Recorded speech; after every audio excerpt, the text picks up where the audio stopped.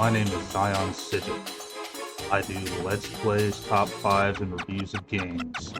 Today we're going to be reviewing the Ratchet and Clank original game.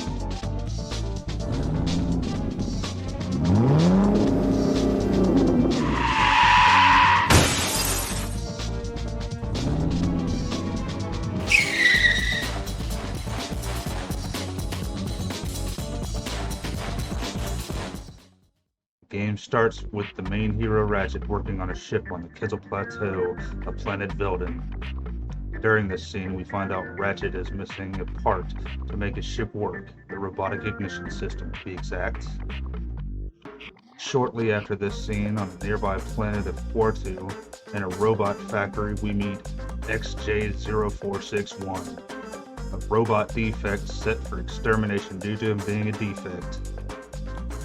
Realizing this, Clank decided to make a run for it, finding an infobot along the way, revealing Drek's plan, Drek being the main villain in this version of the Ratchet and Clank 2002 version.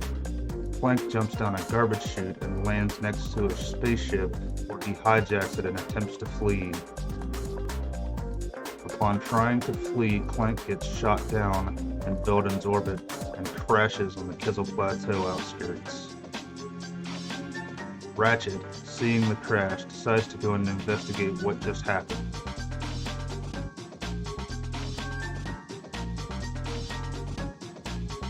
They're making his way to Clank, or at this point, XJ0461 as he is known. Ratchet sees a lone robot in the wreckage.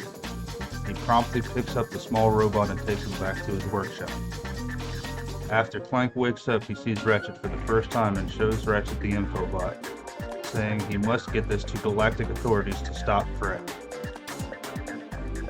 Ratchet, mainly wanting to get off the planet and see what else is out there, agrees to help the little robot if he starts his ship for him. Thus, the adventure begins. I won't spoil much more of the story and plot lines, but if I do, I'll be sure and give a spoiler warning, everyone. Now, let's talk about some gameplay.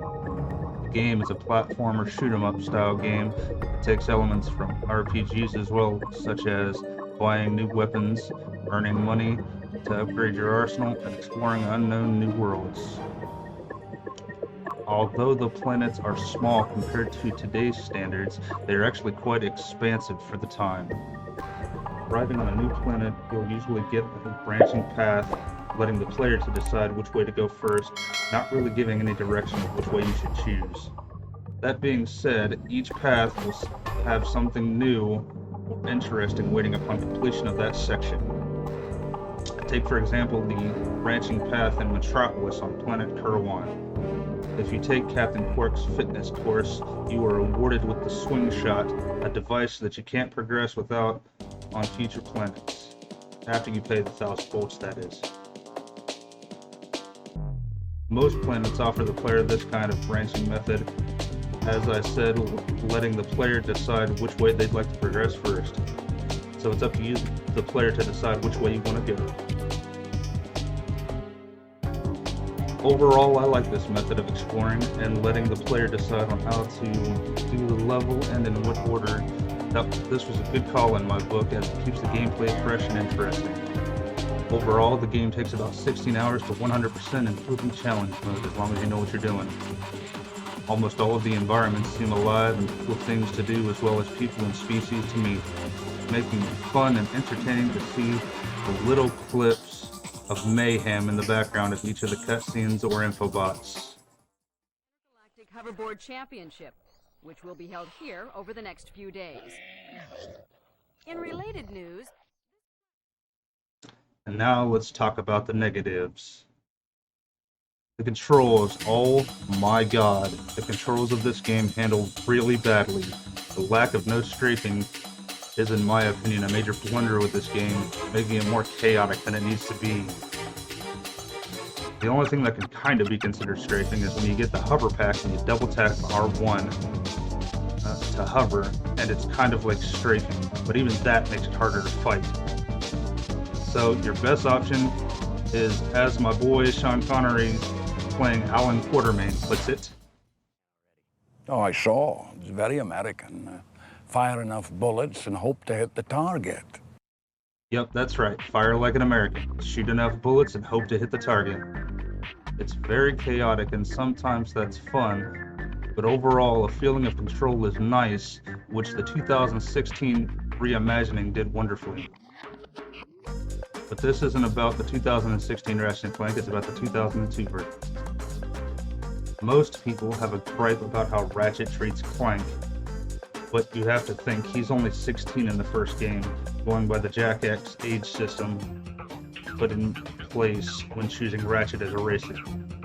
And no, don't at me with, but it's different franchise. Look, they worked in the same building, they used the same game engine, they shared the same ideas as canon. He's 16. Moving on. Anyway, he's 16 in the first game, and how mature were you at 16? If you're anything like me, not very. I mean, hell, I still laugh at a good fart joke every now and then, but I don't have a gripe with the way that he treats Clank too much.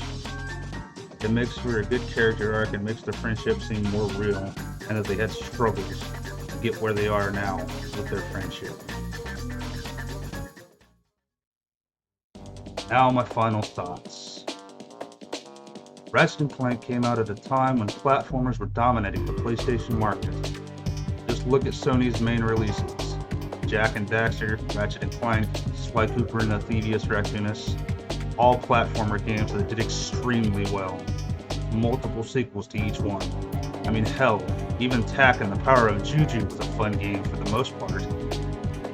All in all, I think Ratchet and Clank 2002 was an overall good game, one that deserves to be played even now by the new people coming in to the series from the 2016 drop.